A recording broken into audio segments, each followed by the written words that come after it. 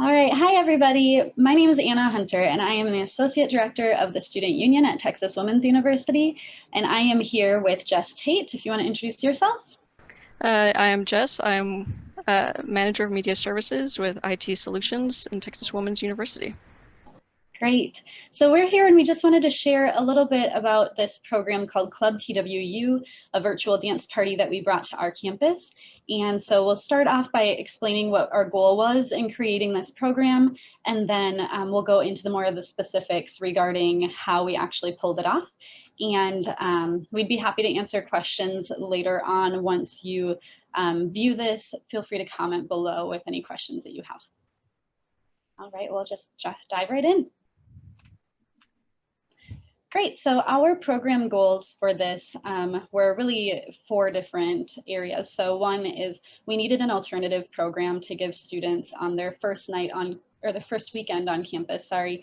And we needed it to be a late night program, just so we could try to provide an alternative option for students rather than going out that night.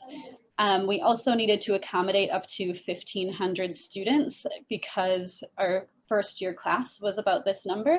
And so regardless how many actually showed up to the event, we just kind of had to be ready for the 1,500 number. And then also we really wanted to make sure that we could gather some post-event assessment and metrics because we were spending quite a bit of money on this program. Second, we needed to replace our silent disco event. So historically, we brought silent disco. Some of you are familiar with headphone disco. It's a very similar concept. That was an annual tradition for our students, and so we wanted to continue a similar tradition, and that's where this event came from. And we also really noticed that students liked the option to listen by choice, and so to choose their DJ and to be able to hop between different styles of music rather than having one DJ for the entire event. Third, we needed to, of course, ensure safety with the social distancing and making sure that students stayed in their rooms during the pandemic. And then also we needed it to be a secure community and to avoid any Zoom bombers, or we needed to also be careful not to breach any contracts with the performers. So we couldn't really put it on Instagram Live because within the contracts, we made sure to say that it would be a closed community just for TWU. And then fourth, we wanted it to be a fully accessible event. We wanted really high engagement. And so we needed this to be accessible to online students, commuter students, and students across all 3 of our campuses. We wanted it to be very easy for people to join this so they didn't have to go through too many hoops.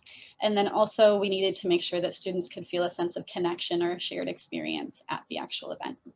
All right, so for our event marketing, we did use social media, and so we did a DJ reveal through our Instagram, Facebook, and Twitter channels. We also created a hashtag, and then we had a Snapchat filter created. A little trick about the Snapchat filter, I actually set 3 separate filters for specifically the perimeters around the residence halls on campus, and that was cheaper than doing a filter for the entire campus, just 1 filter. So just a little quick tip that could help you out. We also did tangible marketing, so flyers, digital signage. We really co-promoted this with our health and well-being initiative. They have a calendar of events as well. And then our unique marketing was pretty fun. We created some party kits that were given away to students for free. The party kits included an LED, like a strobe and party light for their room that they could plug in. And those we got through a vendor who purchased them through Amazon, actually. We also created a Pinterest board to show students how to decorate their rooms for the club night. And then we also gave each of the RAs kits for their residence hall areas so they could really encourage students to decorate. And by giving them these kits in advance, it helped them to feel like there was value in the program already before the program actually took place. All right, so the program elements that we used is that we had 3 different DJ genres. So we had hip hop, Latin pop, and electronic pop. And so that was really great because students could, again, choose their own adventure and hop between them. We also created a family dance party, which was a pre-recorded about 12-minute video of our mascot Oakley pretending to DJ for kids music. And so it was all just family friendly music. And we posted this on YouTube, so it's accessible at any time. And that was really great for the families, so they could have their dance party at any time during the day and they didn't have to wait till late at night to do that.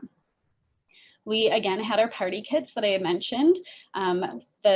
The supplies within the party kits are listed right on here.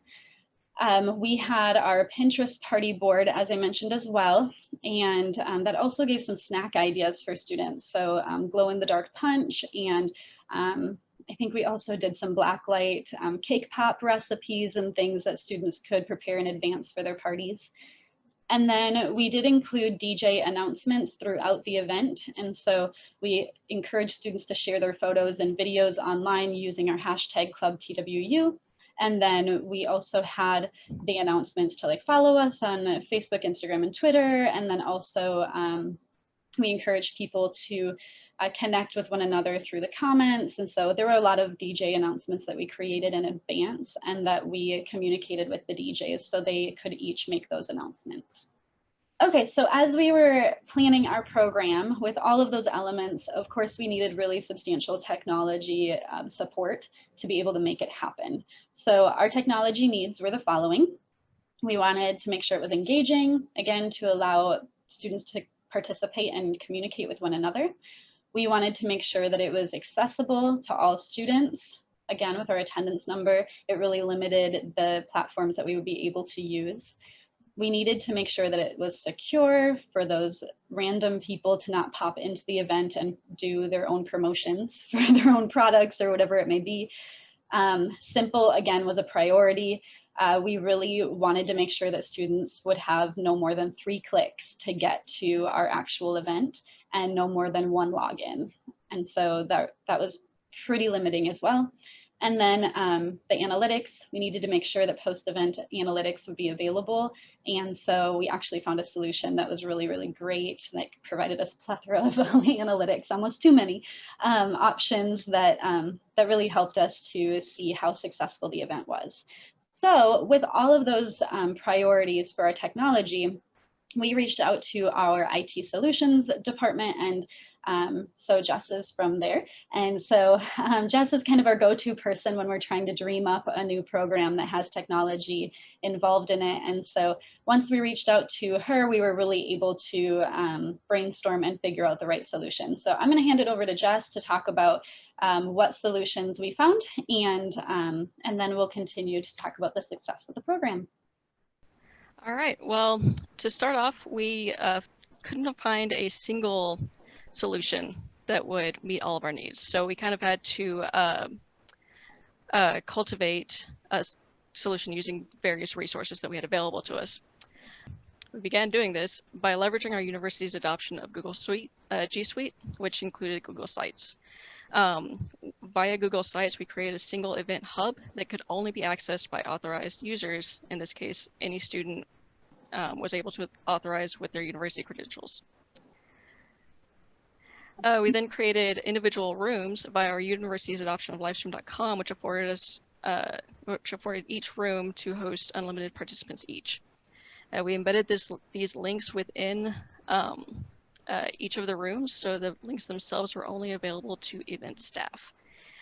We turned on guest chat and enabled it for each DJ, so therefore students could engage with each other. And livestream.com collects comprehensive analytics so that we could see who was watching when and things of that nature. In the guest chat, in the live stream guest chat, students were able to comment on each DJ's stream, and we saw various ways that this was used, including a request for the DJs for specific songs, encouragement for the DJs that they were doing well as encouragement for each other. We saw students creating connections with each other and also celebrating the new semester. Now we'll go ahead and show you the event hub itself. Perfect.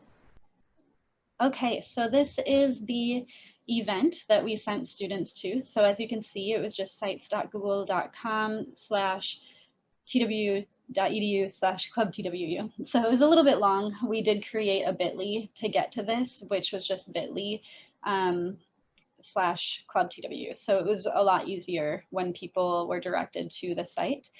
But and then we put the live links right on our social media accounts, because as you remember with G Suite, we could close the community. So even if a Zoom bomber or somebody clicked the link in our social media accounts, they would have had to log into a TWU affiliated Google account in order to access this page. So it was safe to share it out. Okay, so on here, you'll see that they first arrived at kind of an event environment. We really were wanting to be making it feel like a club for them when they first saw it. And that's the beauty of Google Sites, is that you can kind of create the look and feel of an entire event. And then if you want to scroll down, Jess, you'll see that we have the 3 DJs listed and a little short bio for each of the DJs. So the students could just click on a photo if they wanted, or they could click on the name of the DJ to access them. And then we'll scroll down and you'll see that we had the Snapchat filter on the left. We had the Club TWU hashtag feed on the right. And so you'll see that people tagged us and used the hashtag, and their post automatically got put on the site. So that encouraged a lot more use of the hashtags. And then if you scroll down on the left, you'll see that we had our direct link to our Pinterest board that encouraged students to decorate their rooms. And then if we keep scrolling, we have the family dance party with our Oakley DJ. All right, so let's go back up to the DJs. All right, and then let's go ahead and click on DJ Dupree. He was the most popular DJ of the bunch, and he did the Latin pop music. So you'll see that once they click on the DJ, it just goes to a different web page within the Google site. And so then right when they got on this web page, they did not have to click play or anything. This live stream was directly embedded into the page, so he was just automatically playing on there. And that's what made it really easy for the students to click between the different DJs, is because they didn't have to click another button. On the right, where it lists like the one post right now, that's where the chat feature was for the students. So Jess, you can go ahead and click on watch again there, and you'll see what it looked like. Great. So that was DJ Dupree. Kind of go partway through that video. It's a little exciting to see. He had the lights going, he was moving, talking in the mic. He was just very, very engaging for the students. There he goes. And so he definitely was a great DJ to use. And then if you scroll down, you'll see we also have the hashtag feed on each of the DJ pages, just to encourage that involvement from the students. And then on the top right, all the DJs are listed. So it's a quick click to another DJ. And then that was pretty much the event in a nutshell. Jess, do you have anything else to add to that walkthrough? Not really. Yeah, it always throws people off when we show someone a live stream that's not live. But when it is live, it just automatically plays once you hit that embedded portion and everything. So yeah, I was clicking through on that top bar pretty much the whole night, just keeping an eye on things and dancing. Yeah. And the students, when the live stream was happening, they could see how many viewers were watching each of the DJs. So that also gave them another feeling of connection and shared experience with students. Awesome, thank you. So yeah, so as far as the analytics go, we saw about 507 total live views and 220 total unique live viewers. We also saw that users viewed each DJ for an average of about 4 minutes and 44 seconds. So that could have been someone popping in, popping out, and then finding what they wanted and listening for a longer duration.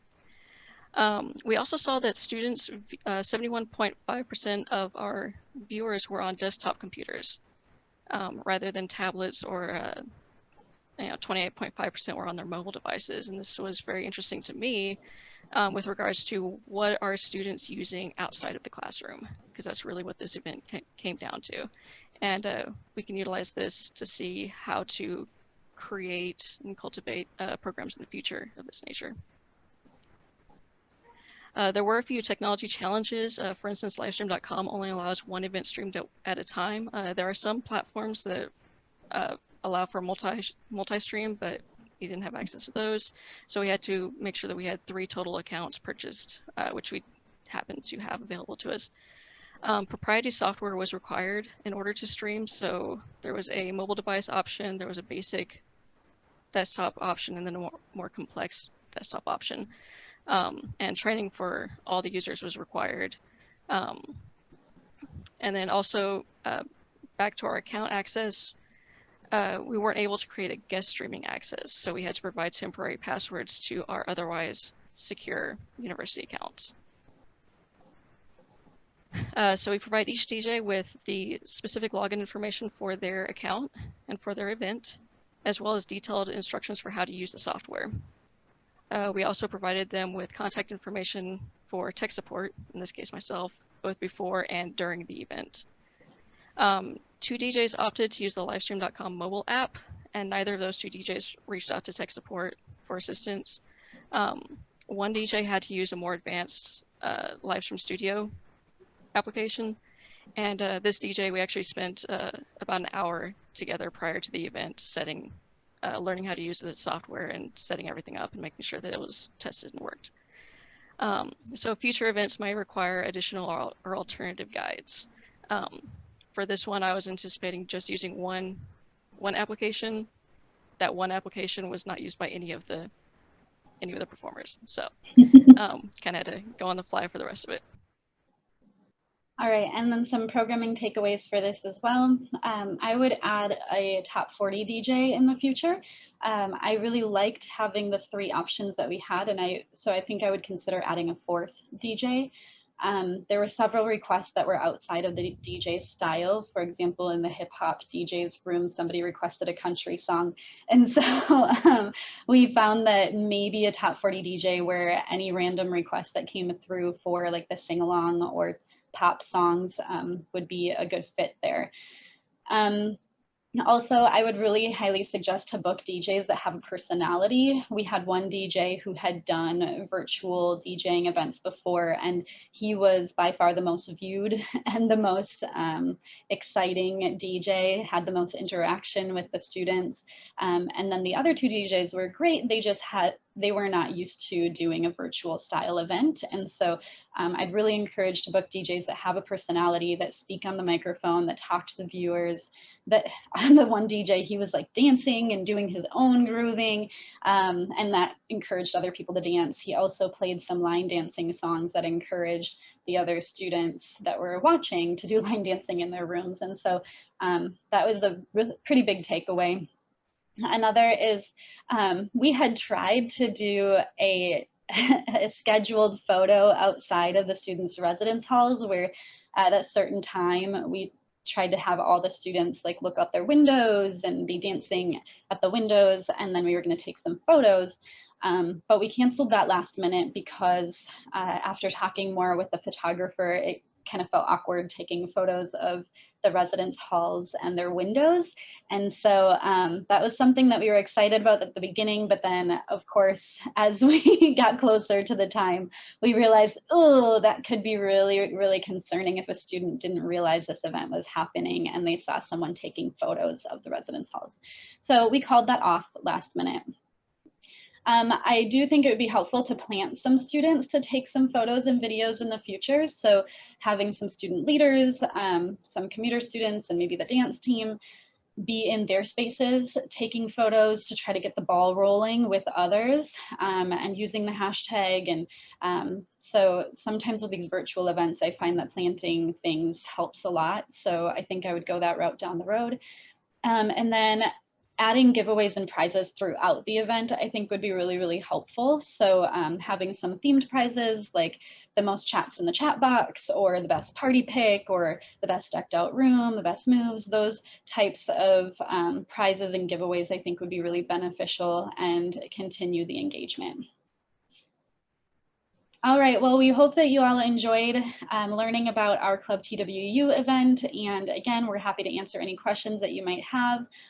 Both Jess and my contact information is listed right here, so please don't hesitate to either comment below or reach out to us directly, and we will be more than happy to answer your questions.